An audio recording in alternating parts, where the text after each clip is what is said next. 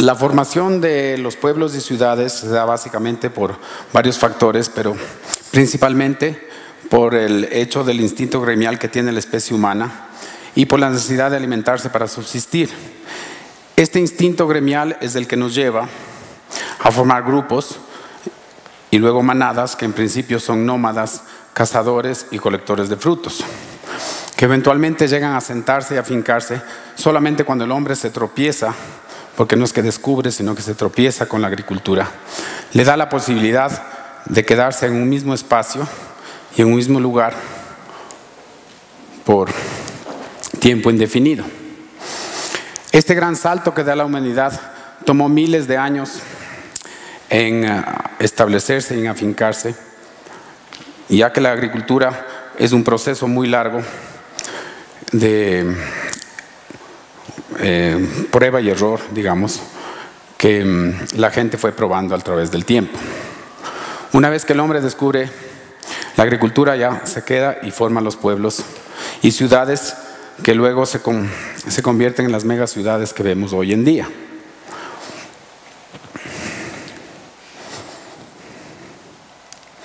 Con el tiempo, estos viajes de búsqueda llevan que el hombre a buscar mejores espacios y mejores fuentes de alimento, lo que con el tiempo vienen descubrimientos como el de América y tantos otros que se dan más por buscar espacios y buscar también rutas de comercio para la comida. Coyunturalmente, lo que logra estos viajes de búsqueda es el intercambio de especies y de productos de un lado al otro, como por ejemplo la papa, el maíz y las otras solináceas que se van de América a Europa, que luego ahí también se consolidan como las fuentes primordiales de alimento. La papa, especialmente en Europa, se convirtió en el principal fuente de alimento. Al tiempo también llegan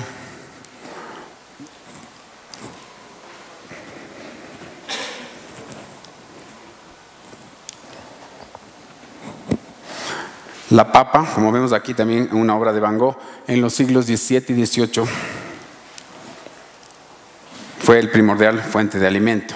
Al tiempo llegan a América, desde Europa y de Asia, el trigo, la carne y la leche a través de la introducción del ganado vacuno, el cerdo doméstico y tantas otras que con las propias ahora conforman la dieta básica de casi de todos los seres humanos en el mundo.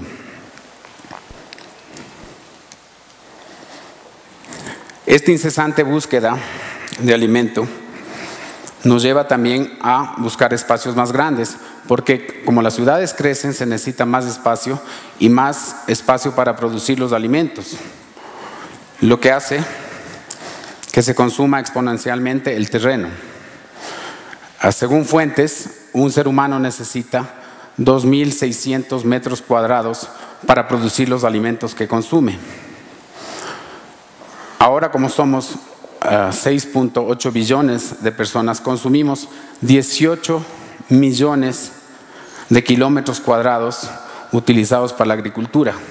Se estima que para el año 2050 la humanidad vamos a ser, no creo que esté aquí, pero en el 2050, pero van a ser 9.5 millones de habitantes en el planeta. Esto significa que para alimentar a ese número adicional de personas que van a haber, se necesitan 6.8 millones de kilómetros cuadrados adicionales. Para entender esto, es un área más o menos del tamaño del Brasil. Esta razón, como vemos en esa foto anterior que ya le pasé,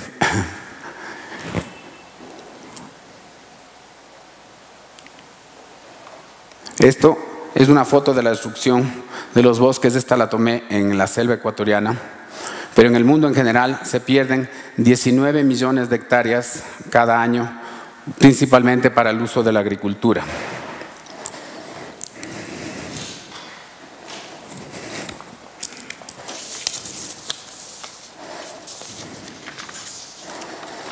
Lograr cubrir esta creciente demanda de alimentos y por ende de espacio para producirla está limitada por muchos factores como tipo de suelo, topografía, clima, lo que hace que se desarrollen métodos de producción para mejorar los suelos y a veces utilizamos principios como fertilización, insecticidas, fungicidas, etcétera, pero también esos son efectos coyunturales, efectos a corto plazo, lo que hace que esta gran necesidad de espacio y de además que el terreno cultivable sea más eficiente y más productivo, hace que también se utilicen prácticas como la manipulación genética,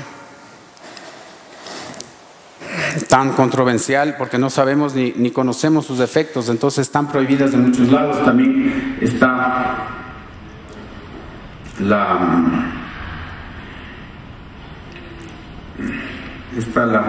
utilización de, ¿cómo se llama?, de clonación de animales y de plantas que vienen siendo usadas en muchos lugares, aunque estén muy cuestionadas, ya que no sabemos sus efectos a corto, mediano o largo plazo.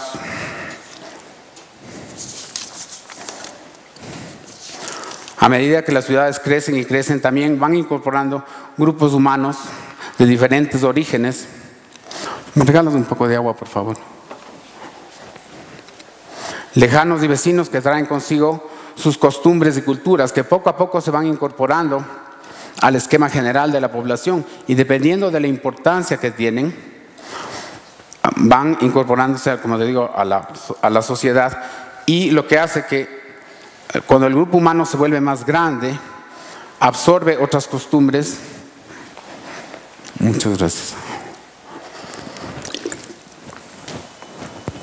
Absorbe otras costumbres dependiendo de la importancia que cada grupo llega a conformar dentro del espectro general de la sociedad. Es interesante analizar este punto, ya que el continuo cambio va reforzando unas costumbres alimentarias, costumbres y prácticas alimentarias, y va desapareciendo otras, algo así como la selección natural dentro de la evolución de las especies, que da paso que las especies más débiles se desaparezcan, dando espacio para que las más fuertes florezcan. Ahora vámonos a Quito. Volviendo a Quito, este es un cuadro del crecimiento de Quito desde 1950 hasta el 2020, una proyección hasta el 2020.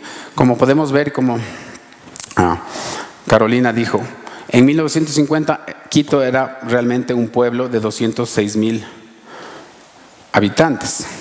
En 1960 crece casi un 60% y cada año más o menos crece una media de un 60 a un 65% hasta llegar a esto.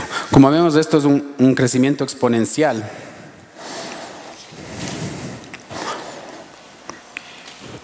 Y este crecimiento acelerado se debe a varios factores también. El crecimiento de la población es responsable por la desaparición de los espacios de cultivo circundantes a la ciudad para convertirse en espacios urbanos. Exponencialmente me refiero a que crece de manera triple. Por un lado, las ciudades crecen, uno, por el espacio que ocupa para vivienda, dos, por el espacio que ocupa para los servicios que requiere la población, vialidad, centros comerciales, parques, aeropuertos, etcétera, etcétera, ocupan un gran espacio. Además que del espacio que estuvimos hablando hace un rato, que es lo que ocupa un ser humano para producir la comida.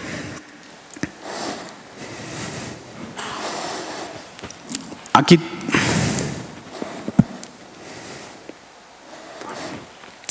¿y qué pasa con los espacios urbanos? La ciudad va creciendo y va creciendo. Como podemos ver antes en Quito, yo me acuerdo que en la Carolina, más allá de la Carolina, por el hipódromo había cebollares y había plantas de maíz, y estoy hablando de los años 60, o sea, no hace mucho tiempo.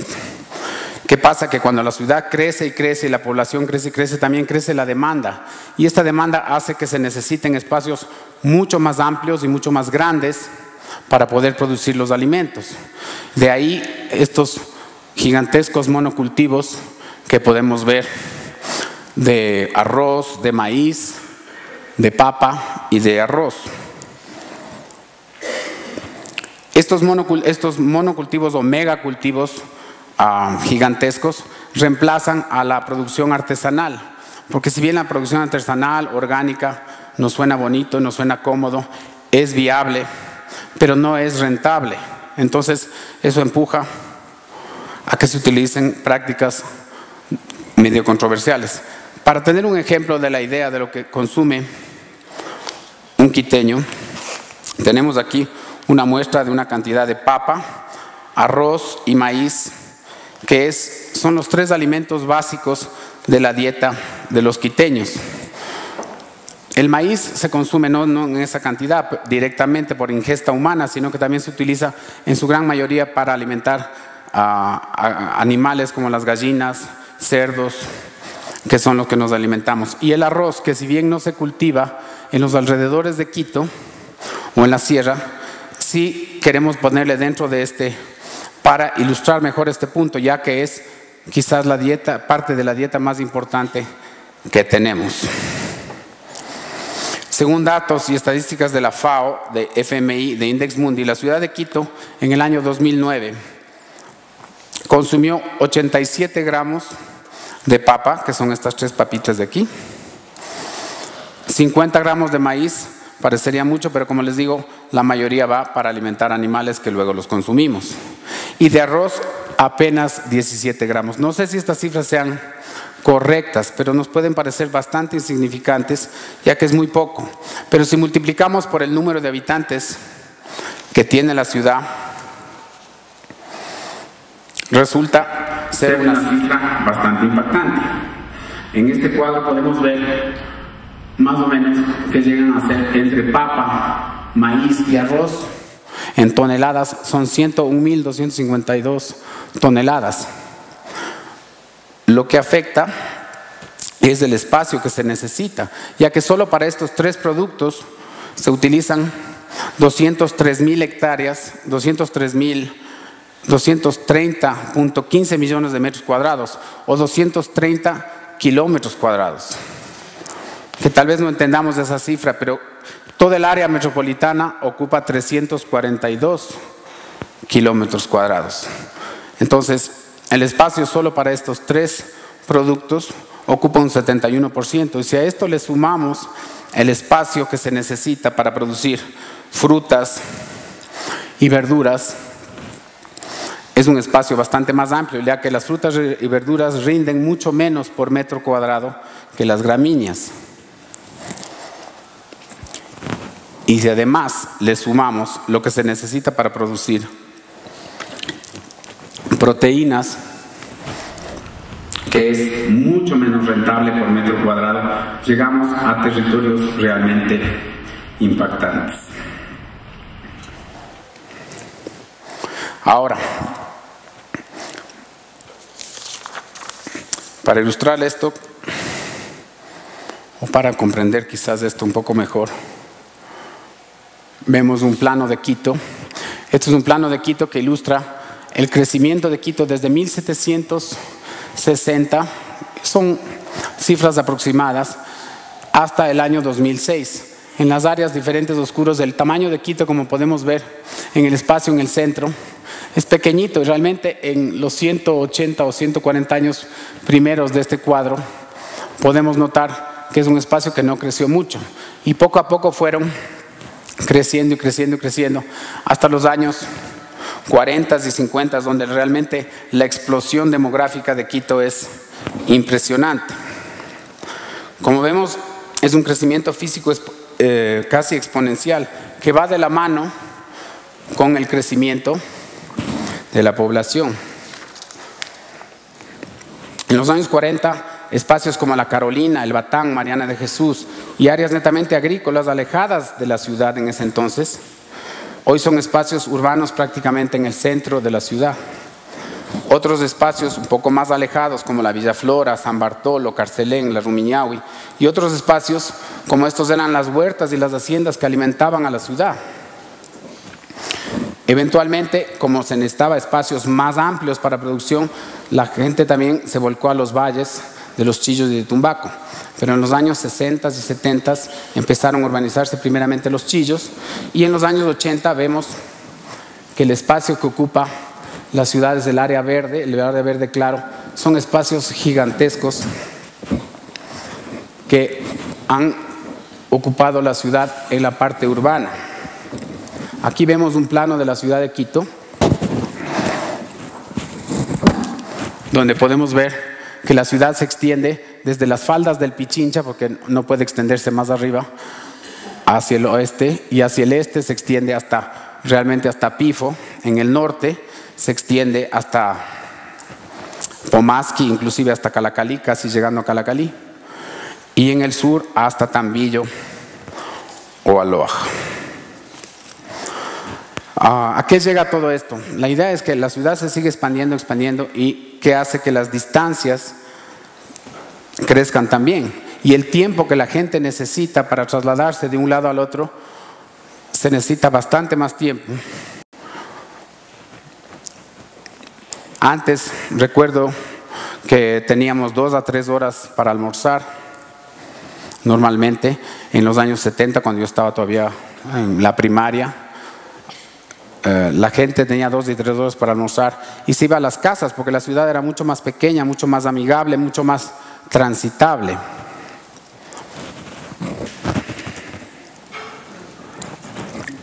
Hoy en día quizás contamos con 30 minutos para engullirnos alguna porquería por ahí, y realmente no tenemos mucho tiempo. Yo me recuerdo también que nos íbamos a la casa a almorzar y que se comían 4 comidas completas. Había un desayuno contundente.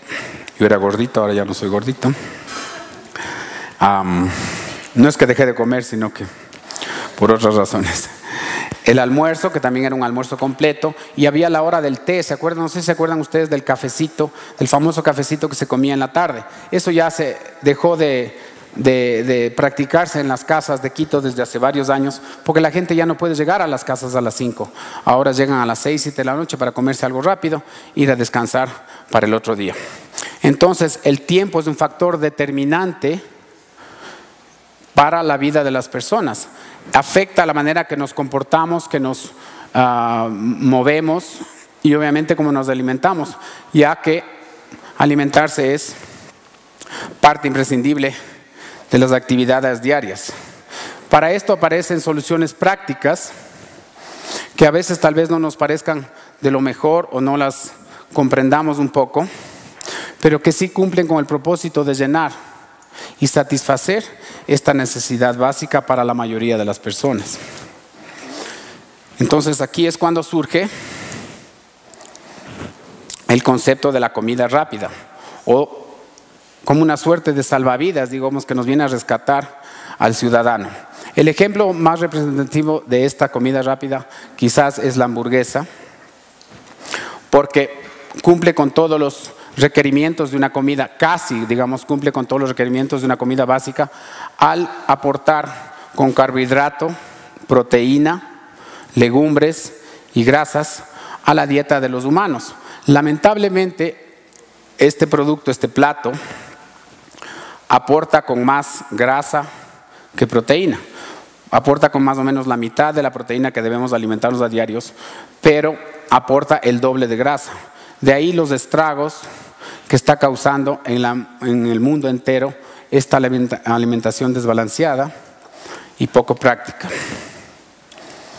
De ahí, en este concepto también hay otros ejemplos como la pizza, la arepa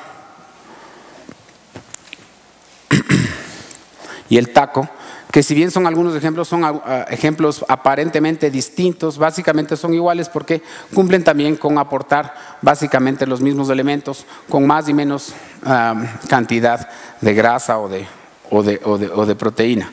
Pero sus formas de consumo son similares y cumplen con el mismo propósito, que es llenar el tanque en la manera más rápida posible y del modo más económico posible.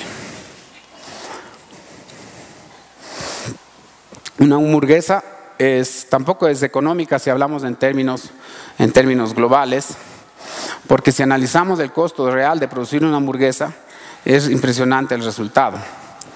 Hay un connotado ambientalista y autor que asegura que el valor de la mayoría de los recursos globales están totalmente depreciados y que si se tomaran en consideración los verdaderos costos, tanto ambientales como económicos, de producir carne dentro del precio de la comida, una hamburguesa llegaría a costar $100 cada una.